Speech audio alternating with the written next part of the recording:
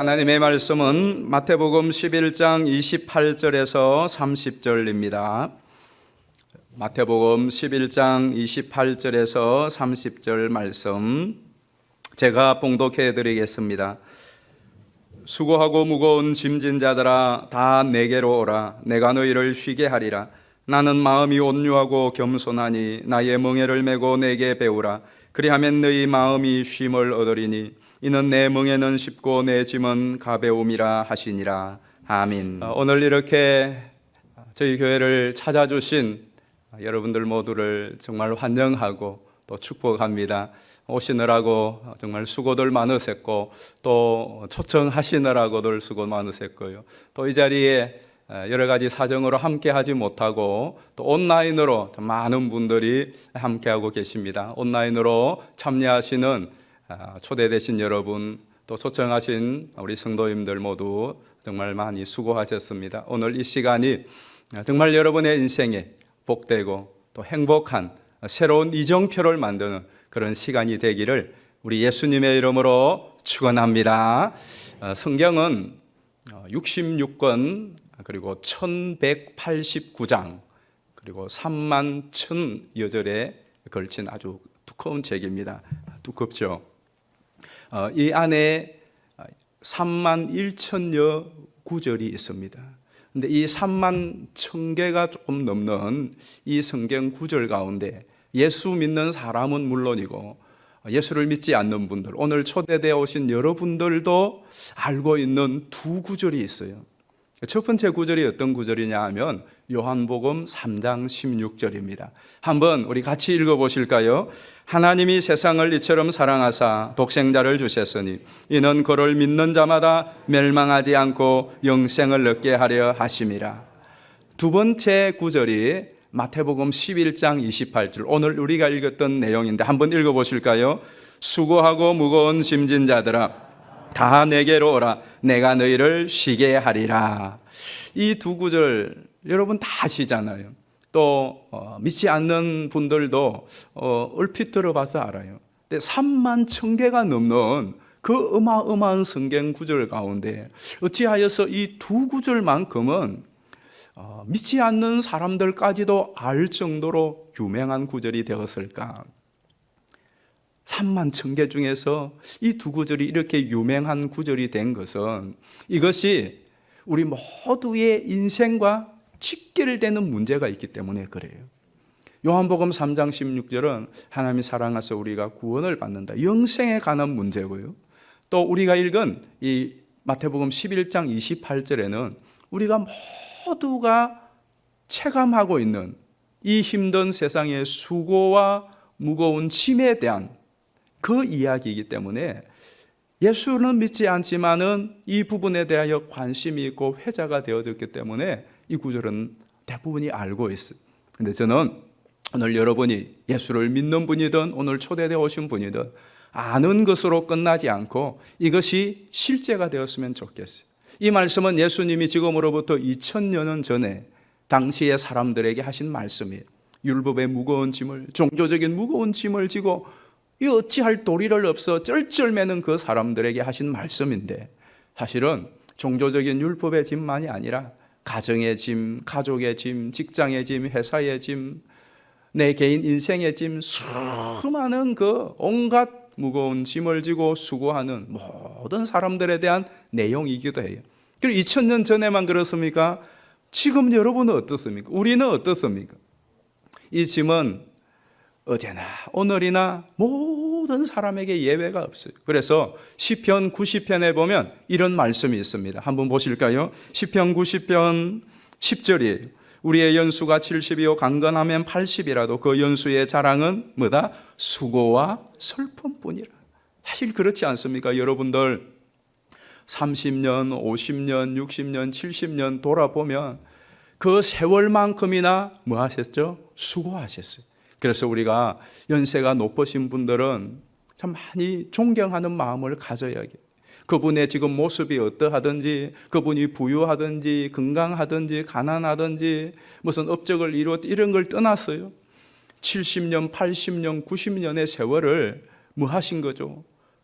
너무너무 무거운 짐을 지고 고생을 하시면서 견뎌내신 거예요.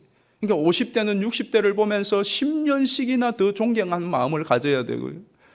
또 50대는 80, 90을 사신 그분들의 모습을 볼 때에 야, 나보다 30년이나 40년이나 더 힘겨운 세월을 이겨냈구나 하는 것에 그것만으로도 존경하는 마음이 사실 있어야 돼요.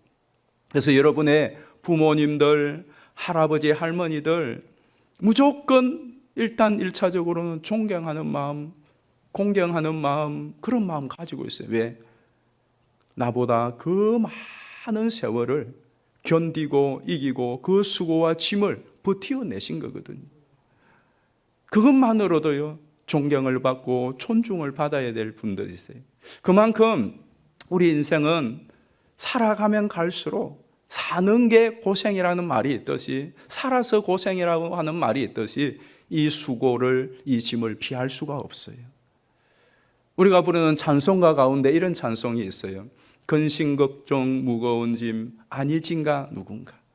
걱정 근심 무거운 짐 아니진 자 누군가. 아무도 없잖아요. 그런데 이 짐을 우리가 언제부터 진 짐이에요? 언제부터 이 무거운 짐을 지고 이 수고를 해온 겁니까? 여러분, 태어나서부터 지금까지 이 수고를 하고 이 짐을 지고 있어요. 이 짐을 벗고 나면 이제 괜찮겠지. 느닷없이 다른 짐이 또 오죠. 이 수고, 이 고생 이제 끝나고 나면 괜찮겠지. 돌아서면 쓰나미처럼 어떤 때는 다발로 짐덩이와 수고가 밀려오는 거예요. 저의 소원, 바람이 있다면 아마 여러분도 마찬가지일 거예요. 언제 이 수고와 이 짐을 진짜 다 벗을까? 이 수고와 이 짐을 좀 들고 벗을 수 있는 길은 없어요. 이게 우리의 생각이잖아요. 그걸 위해서 또 여러분은 돈도 벌고 열심히 살잖아요. 그래서 이제는 좀 편안하게 이 수고와 무거운 짐 좀 내려놓고 싶어요.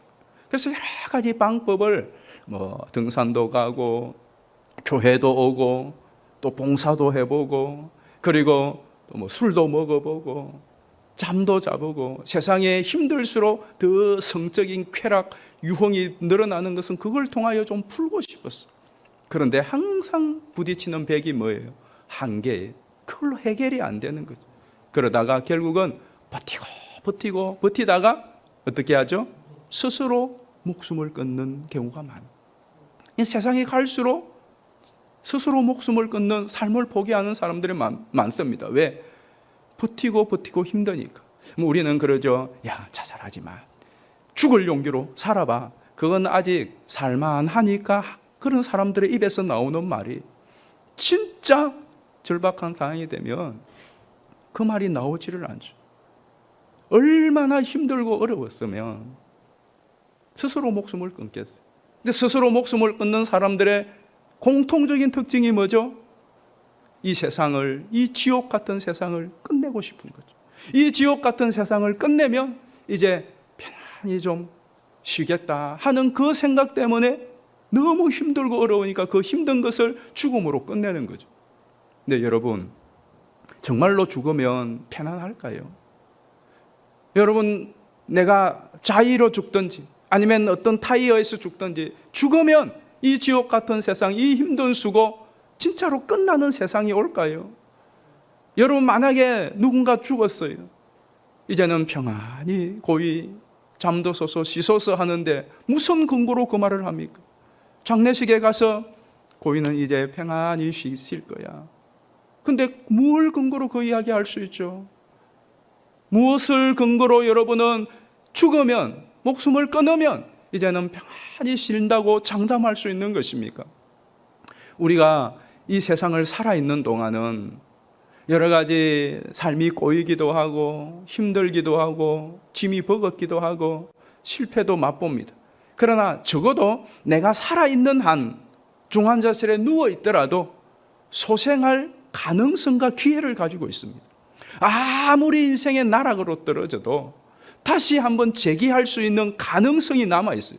적어도 생명이 붙어있고 호흡이 붙어있고 살아있는 한 다시 어떻게 해볼 수 있는 기회와 가능성이 있습니다. 그러나 죽으면 어떻게 되는 겁니까? 그래서 죽음을 이렇게 정의해 볼 수가 있겠어요. 한번 자막을 보실까요? 죽음은 모든 것을 다시 돌이킬 수 없는 영원한 운명으로 고정시키는 것이다. 그냥 제가 내린 정의예요. 죽음은 모든 것을 다시 돌이킬 수 없는 영원한 운명으로 고정시키는 거예요. 그렇기 때문에 여러분들이 죽음에 대하여서 쉽게 생각하면 안 돼요. 죽음을 여러분이 함부로 죽는 것을 제고하셔야 됩니다. 왜냐하면 한번 죽으면 그것이 영원한 운명으로 다시 돌이킬 수가 없어요. 그러면 이 힘든 세상 죽지도 못하고 살자니 힘들고 어떻게 하라고? 아니 죽으려고 하니까 겁나고 살려고 하니까 사는 것도 겁나고 힘들고 어떻게 하란 말이냐? 바로 그 답이 오늘 우리가 읽은 11장 28절이에요. 우리 다시 한 번만 더 이 마태복음 11장 28절을 읽겠습니다. 시작. 수고하고 무거운 짐진 자들아 다 내게로 오라. 내가 너희를 쉬게 하리라. 저는 이 말씀이 진짜 좋아요. 정말 좋아요. 잠시 제가 피곤해하고 힘든 모습을 보면 제 아내도 그렇고 또 우리 장로님들도 그렇고 우리 성도님들도 만나면 목사님 좀 쉬세요. 그렇게 말씀을 하세요. 얼마나 고마운지 몰라요. 이제는 좀 쉬어가면서 하세요. 그러시는 분들도 계시고요. 진짜 마음을 간절히 담아서 저에게 목사님 좀 쉬세요. 그렇게 말씀하시는 분들 정말 너무 감사해요. 여러분들도 종종 그러죠. 우리 서로가 힘들고 어려워 보이면 좀 쉬세요. 좀 편히 쉬세요. 용돈 주면서 맛있는 차라도 한잔 하시면 좀 여유를 갖고 쉬세요 합니다. 그러나 쉬라고 하는 말은 누구나 다 할 수 있습니다. 그러나 쉼을 줄 수는 없어요. 저도 마찬가지고 여러분 마찬가지. 쉬세요. 좀 쉬어가면서 하십시오. 라고 말은 누구나 할 수가 있습니다. 그렇지만 실제로 내게 쉼을 주고 이 무거운 짐을 들어주고 또 내 눌리는 이 큰 수고를 없이 해주지는 못해요. 그 말 한마디가 조금 가볍게 해주기도 하지만 그러나 곧 지나면 그 자체는 남아있어요. 그런데 예수님은 실제로 우리에게 쉼을 주세요. 그래서 저는 이 말씀이 좋아요. 제가 지금까지 살아오면서 많은 힘든 순간 어떤 때는 저 자신이 지금도 저는 이 수교회라고 있는 이 짐을 저로서는 감당할 수가 없어요. 그럼에도 불구하고 20년 가까이 이 짐을 감당해 올 수 있었던 것은 예수님 아니었으면 진짜 불가능했을 거예요. 제 인생도 마찬가지. 그런데 여러분 이 쉼이라는 게 과연 무엇일까요? 내게 오라 내가 너를 쉬게 하리라. 쉰다는 것이 그 단어적인 의미는 그치다 멈추다 그런 말이에요. 그렇다면 우리가 이제 예수님 믿고 오늘 여러분 모두가 예수님이 내가 쉬게 하리라 그 우리 믿고 다 쉽시다. 전부 다 진짜로 쉰다면 이제 설교는 누가 합니까? 피아노 반주는 누가 하고 방송실에서 이 방송 송출은 여러분의 누가 하고 전심은 집에 가서 밥은 누가 합니까? 차랑 운전은 누가 하고요? 우리 다 이제 예수님께로 와서 예수님 내가 다 쉬게 하리라. 우리 다 쉽시다. 그럼 이 세상이 지금 어떻게 되는 겁니까? 쉰다는 말은 사실은 그런 의미가 다가 아니라는 거예요. 오늘 예수님께서 수고하고 무거운 짐진 자들아 다 내게로 오라 내가 너희를 쉬게 하리라 하는 이 쉬게 하리라는 이것이 아주 중요한 핵심인데 이 쉰다는 것이 무슨 말이냐? 첫 번째는 쉼은 마음의 평안을 말합니다. 마음의 평안. 사실 오늘 본문도 한번 보십시다. 29절을 한번 보실까요? 나는 마음이 온유하고 겸손하니 나의 멍에를 메고 내게 배우라. 그리하면 너희 다 같이 마음이 쉼을 얻으리라. 예수님께서 수고하고 무거운 짐진 자들아 다 내게로 오라 내가 너희를 쉬게 하리라. 어떻게? 29절이에요. 그리고 그 결론이 네 마음이 쉼을 얻는다. 사실 여러분 우리가 육체적으로 수고하고 짐도 많지만 더 큰 수고와 짐이 뭐예요? 마음입니다. 마음. 내 마음이 쉬지를 못해요. 그래서 쉬다라고 하는 단어가 뭐라고요? 거치다, 멈추다, 중지하다는 거예요. 그럼 내 마음에 거치고 중지해야 될 게 뭘까요? 멈춰야 될 게 뭘까요? 여러분이 지금 하고 있는 두려움이, 여러분의 불안한 마음, 걱정하는 마음, 또 어떤 때는 분노하는 마음, 미워하는 마음, 그리고 내가 다른 사람보다 더 잘해야지, 성공해야지, 저 사람보다 우위에 있어야지 경쟁하는 마음, 이런 마음들이 있는 한 마음은 쉴 수가 없죠. 생각은 쉬지를 못합니다. 여러분, 어떤 생각은 내가 그 생각을 하고 그 마음을 품으면 기쁠 때가 있습니다. 신이 나고 흥이 나지 않습니까? 생각만 해도, 저는 군대에 있을 때 무거운 짐, 그 군장을 지고 6시간, 7시간씩 행군을 그 밤에 할 때에 과거에 기뻤던 생각, 교회 가서 찬양대 했던 생각, 크리스마스 때 했던 생각, 부흥했던 생각, 그리고 제대하며 나가서 다시 학교 복학해, 이런 생각, 그런 생각들을 하면서 이겨내는 거예요. 어떤 사람들은 휴식 시간에 수통에 술을 마시고 그 술 기운으로 걷는 사람도 있고, 쉬는 시간에 담배 한 번 피운 그 힘을 갖고 또 50분을 걷는 사람도 있고, 그렇더라고요. 저는 그 즐거운 생각, 그 기쁜 생각들을 하면 힘이 생기더라고요. 여러분들도 그렇잖아요. 어떤 생각과 어떤 마음을 품으면 힘이 나고 피곤한 것이 씻겨지고 비타민을 먹은 것처럼 그런 활력이 솟을 때가 있어요. 그런데 또 어떤 때는 어떤 사람 생각하고 어떤 사건 생각하고 또 내 앞으로의 어떤 미래를 생각하면 머리가 치근치근합니다. 마음이 그냥 불안하고 화도 나고 그냥 스트레스 때문에 견딜 수가 없어요. 그 생각을 하면. 먹는 것도 소화가 안 되고 자도 잠이 안 오고, 이 생각과 마음이 참 이상합니다. 근데 오늘 예수님께서 내가 내 마음에 쉼을 얻으리라는 것은 그런 생각들을 쉰다, 그치는 거예요.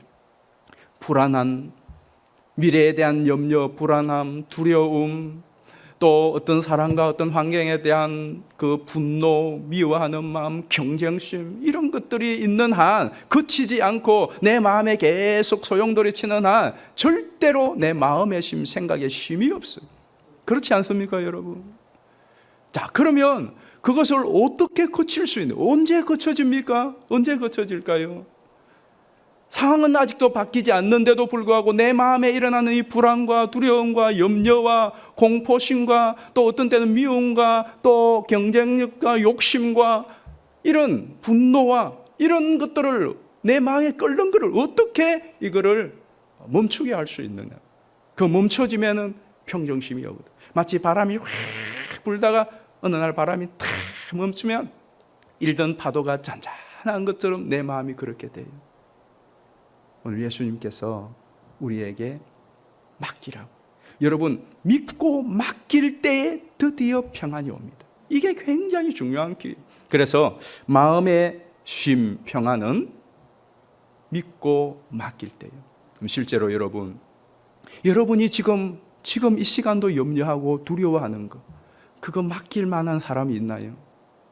여러분이 내가 힘을 해고 내가 더 해고 내 힘으로 이걸 올라가야 되는데 이게 안 되니까 쉬지도 못하고 마음에 애만 태우는데, 그거 누구에게 맡길 수 있습니까? 믿고 맡길 수 있습니까? 믿고 맡길 때에 평안이 와요. 우리 애들 길러보셔서 알지 않습니까? 학교 보낼 때에, 초등학교 첫 입학할 때 1, 2, 3학년 때는 학교 보내놓고도 늘 마음이 불안합니다. 학교 보내놓고도 학교 가서 학교 교실에서 어떻게 공부나 잘하고 있나 막 보면서 애를 보내놓고도 내 신경을 끄지를 못합니다.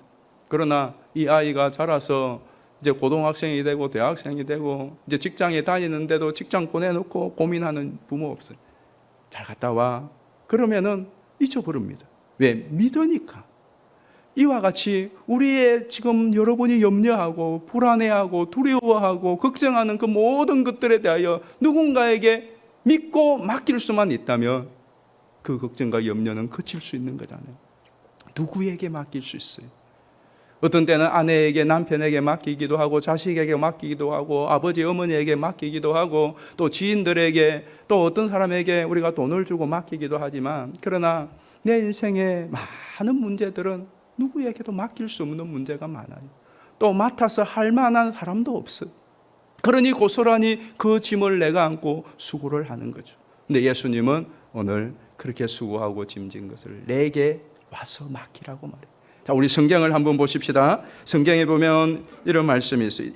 시편 55편 22절이 내 짐을 여호와께 맡기라. 그가 너를 붙드시고 시편 68편 19절을 보시면 날마다 우리의 짐을 지시는 주 곧 우리의 구원이신 하나님을 찬송할지라.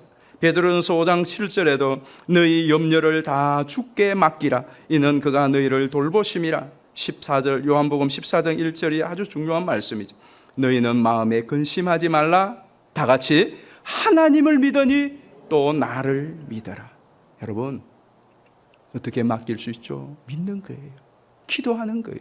그래서 예수님은 이 땅에 오신 이유가 저와 여러분에게 이 평강을 주시기 위하여 오셨어요. 그래서 누가복음 2장에 보면 이런 말씀이 있습니다. 지극히 높은 곳에서는 하나님께 영광이요 땅에서는 하나님이 기뻐하신 사람들 중에 평화로다. 이날이 성탄절이에요. 그래서 성탄절은 온 인류가 즐거워하고 기뻐하잖아요.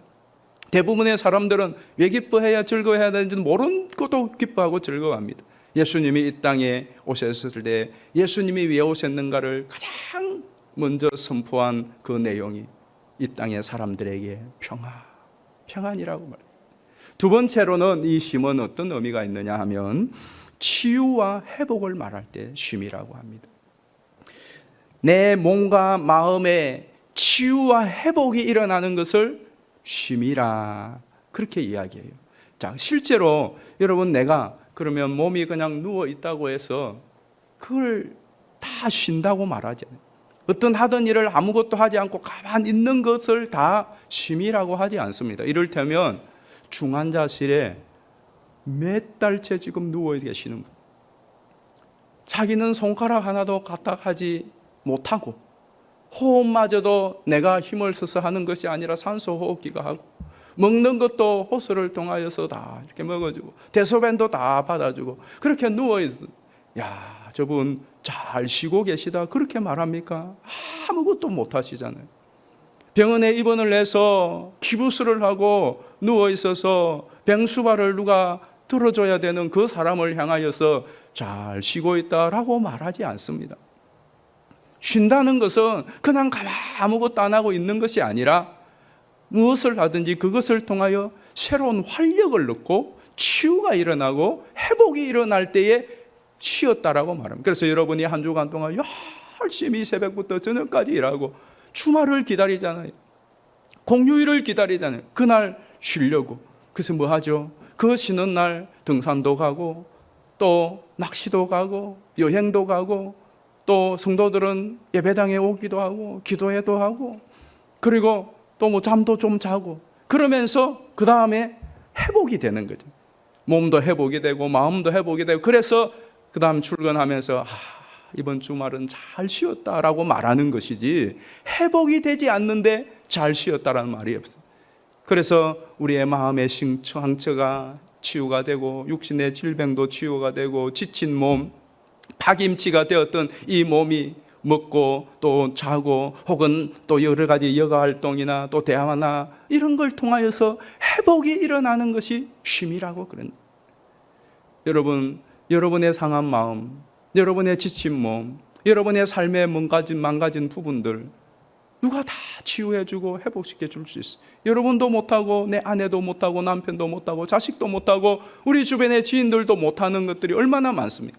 근데 예수님은, 하나님은 내가 너를 치료하고 고치고 회복시키고 힘을 주고 새 출발을 하게 해주겠다고 말씀하시는 거예요. 우리 성경을 한번 보십시다. 시편 34편 18절입니다.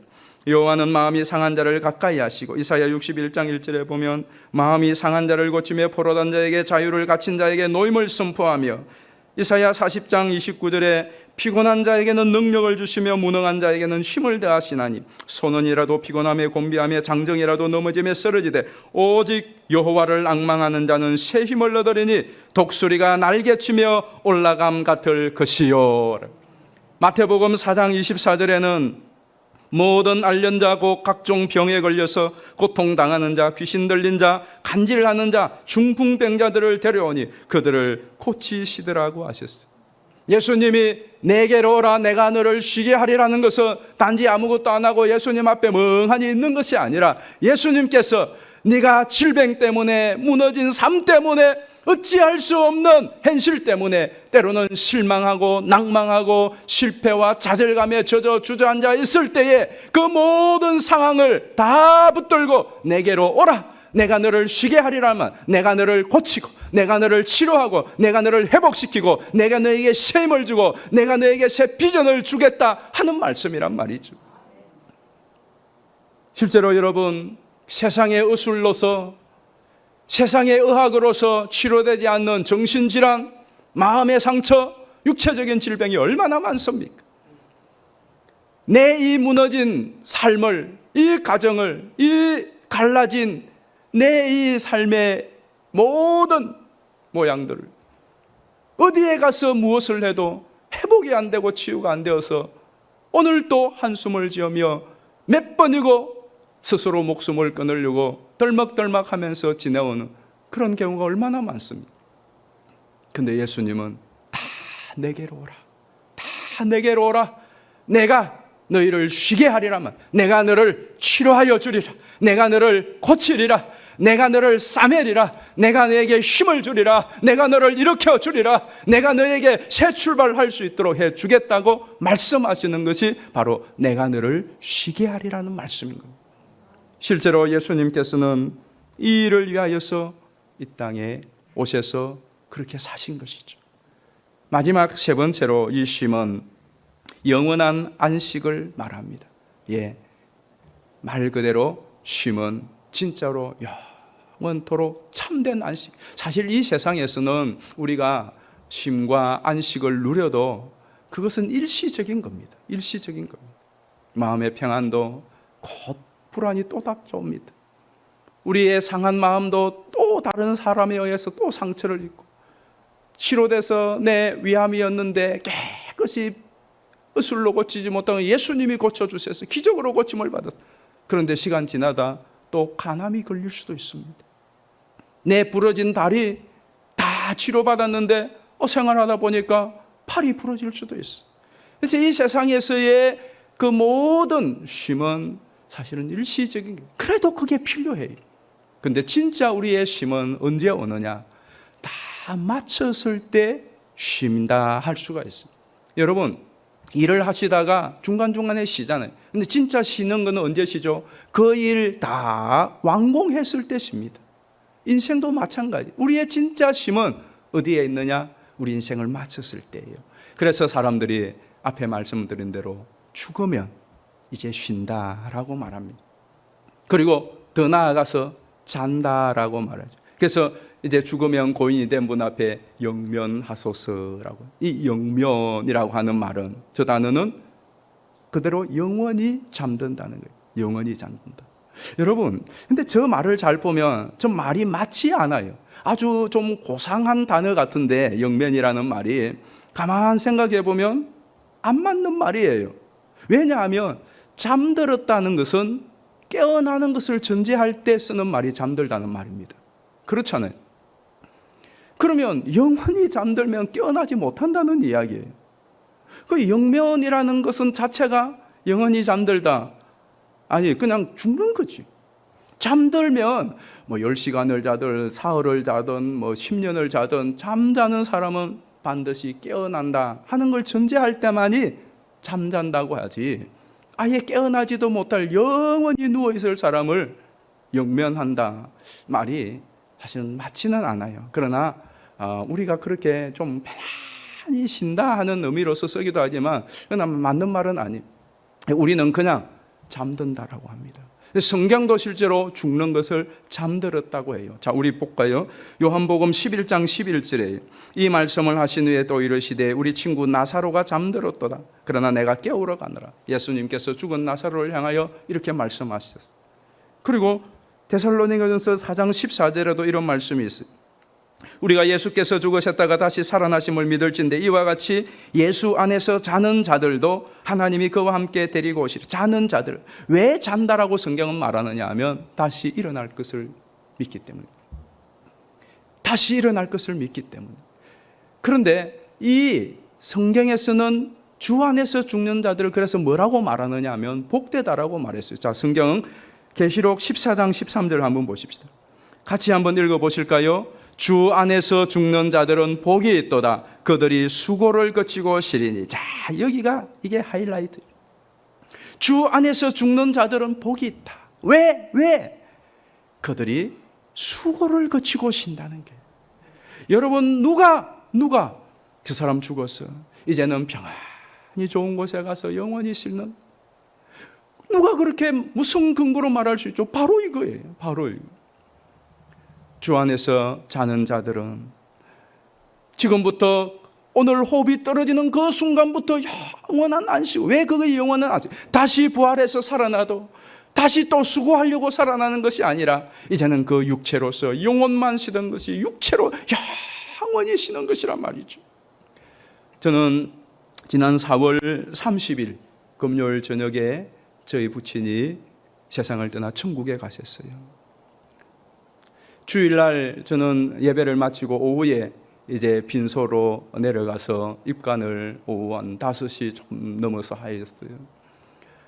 그때에 이제 오랫동안 아버지를 못 뵈다가 병원에 요양원에 계셨는데 이제 그 운명도 못 보았죠. 못 보고 소천하신 지 이틀이 지났어야 이제 빈소에 가서 이제 입간을 모셔놓은 그 모습을 이제 보는데, 보는 순간 대성통곡이 쏟아져요. 제가 나고 나서 그렇게 대성통곡을 했던 적은 없어요. 그냥 막 대성통곡을 이제 하였어요. 그냥 이게 그냥 터져 나온 거죠. 그리고 잠시 이제 감정을 좀 추스리고 이제 제 아내의 선창으로 우리 자손들이 둘러서서 이 찬송을 했어요. 에베네셀 하나님인데 가사는 이렇습니다. 감사하신 하나님, 에베네셀 하나님, 여기까지 인도하셨네. 감사하신 하나님, 장래에도 인도하시리 살아계신 하나님. 이렇게 이어지는 찬양인데, 그 아버지의 시신을 관 속에 앞에 모시고 우리 온 후손들이 빙 둘러서서 이 찬양을 하면서 제가 아버지의 그 얼굴을 유심히 보았어요. 수의로 온 몸이 덮여져 있고 얼굴만 이렇게 내어놓으셨는데 그 얼굴을 찬양을 하며 유심히 봤는데 눈을 감고 주무시는 모습이, 어릴 때부터 아버지의 실제로 주무시는 모습을 수도 없이 보아왔는데 그 입간 때의 그 주무시는다는 모습은 그 어떤 지금까지 보았던 주무시는 모습과 비교할 수 없을 정도로 아름답고 평화로웠어요. 예뻤어요. 그래서 제가 가족들이 참 예쁘다 그랬어요.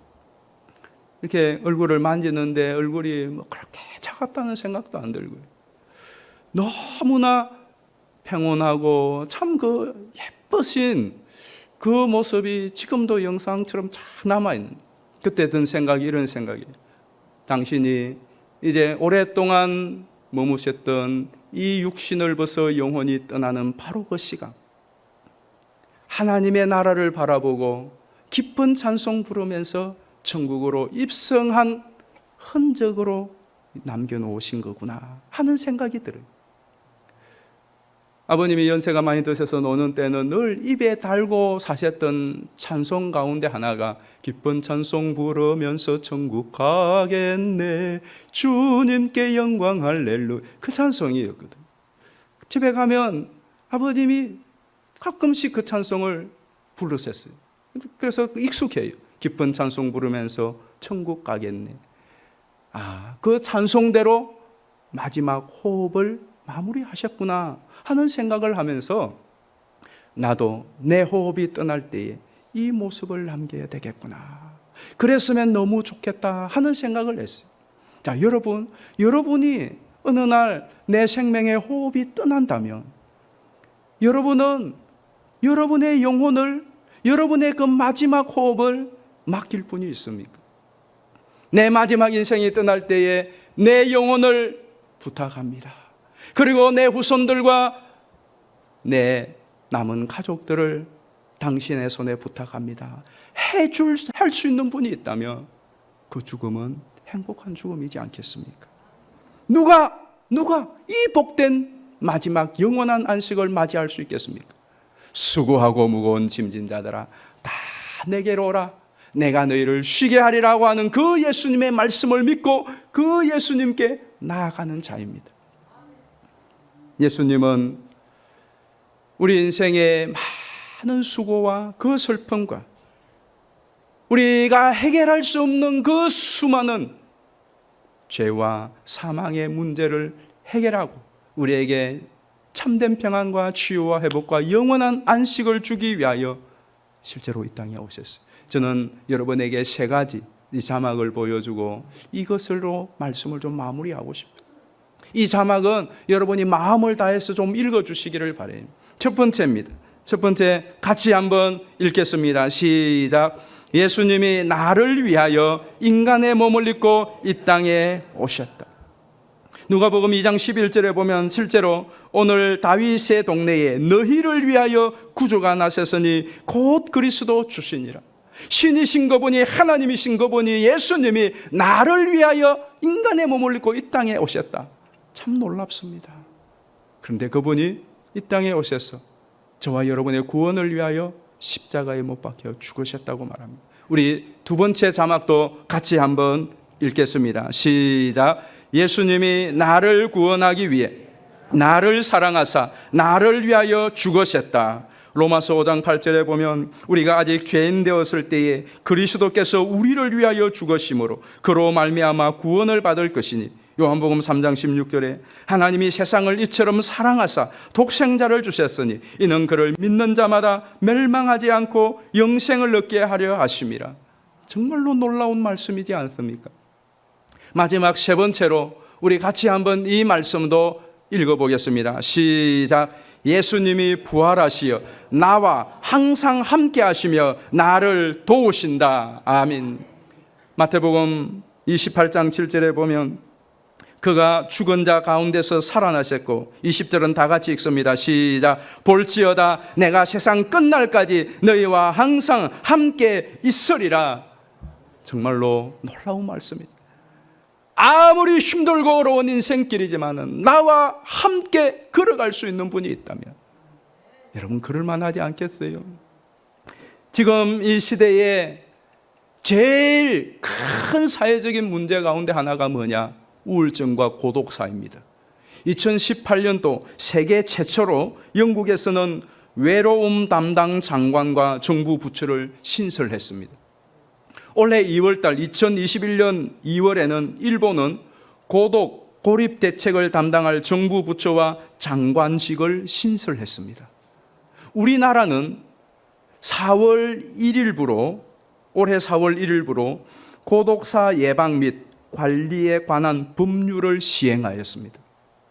이 말은 우울이나 이 고독사가 한 개인의 문제가 아니라 이제는 사회적인 국가적인 문제가 되어서 국가에서 그것을 담당하는 장관과 부처를 세우고 예산과 모든 계획을 수립하는 정책을 하기까지 이르렀다는 거예요. 고독사 하면은 우리는 어르신들, 독거 노인들만 생각을 했습니다마는, 그러나 KBS 시사직객이 2021년 청년 고독사 보고서를 통해 전수조사한 결과에 따르면 2020년 청년 고독사 발생 건수 4,196건으로 2013년보다 2.45배가 늘어났다는 거예요. 실제로 여러분, 지금 이 코로나가 정말 얼마나 무섭습니까? 이 코로나 때문에 코로나가 발생하여서 어제까지 우리나라에 코로나로 인하여 사망한 분이 2,745명이 어제까지 그래요. 그런데 코로나 발생부터 이 2년간 코로나 때문에 사망한 사람이 2,745명인데 2020년 한 해 동안에 자살로 사망한 사람이 13,195명이에요. 13,195명이면은 1년 365일을 나누면 약 하루에 36명이 자살로 사망하는 거예요. 코로나로 하루에 약 한 4명, 6명 정도 됩니까? 2,745명. 그런데 자살로 죽는 사람은 하루에 36명이 자살로만 생명을 끊어요. 근데 그 중에 10대, 20대, 30대가 최근은 이 자살 사망률 1위입니다. 여러분, 이런 현상이 코로나가 끝나면 해결이 되겠습니까? 이제 내일 정부가 위드 코로나의 대책을 발표한다고 합니다. 위드 코로나, 저는 그 말도 싫어요. 코로나가 뭘 좋다고 코로나와 위드 합니까? 이제 우리가 마스크를 벗고 코로나가 해제되어서 같이 만나면, 그러면 한번 생각해 보십시다. 코로나 끝내면 마스크 벗어내면 우리 사업이 자동적으로 대박이 터지겠습니까? 공부 못하는 학생이 공부가 저절로 잘 되겠습니까? 여러분, 부부 사이 나빠진 것이 저절로 좋아지고 가정에 화목이 있고 내 인생에 서광의 빛이 비치겠습니까? 코로나가 오기 전 2019년 한번 생각해 보십시오. 2018년도 생각해 보십시오. 2017년도 여러분의 삶을 생각해 보십시오. 그때 어땠습니까? 여러분, 코로나 끝난다고 뭐가 달라지겠습니까? 잠시 기분은 좋겠죠. 잠시 흥은 나겠죠. 그러나 여러분, 코로나가 끝난다고 해서 달라질 게 아니에요. 진짜로 우리에게 우리의 삶과 이 무거운 짐과 이 모든 문제의 해결은 예수님을 만날 때에 해결이 될 줄로 믿습니다. 예수 그리스도께서 내게로 오라, 주님께로 가서 그 주님만의, 그 주님이 우리의 동반자가 되어주세요. 내가 정말로 이 무거운 짐을 맡길 만한 분, 내 고민을 터뜨릴 수 있고 내 이 수고와 무거운 짐을 하소연할 수 있는 예수님을 만날 때에 여러분, 그 짐을 들 수가 있고 그 수고를 그칠 수가 있어요. 내 인생의 마지막 날에 내 영혼을 부탁하나이다 라고 당당하게 말씀드릴 수 있는 예수 그리스도를 모신 그 사람만이 그 죽음의 마지막 순간에도 평안하게 눈을 감을 수가 있는 것이에요. 세상에는 참 이해할 수 없는 일들, 믿기지 않는 일들이 많습니다.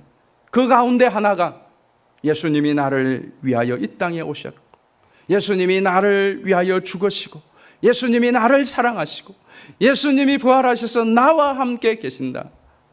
세상에 이런 일이 있을 수 있을까요? 또 하나가 수고하고 무거운 짐진 자들아 다 내게로 오라, 내가 너희를 쉬게 하리라. 이게 믿어집니까, 여러분? 세상에 이런 일이 과연 실제일까요? 우리의 이성과 지성과 경험으로서는 수납이 잘 안 됩니다.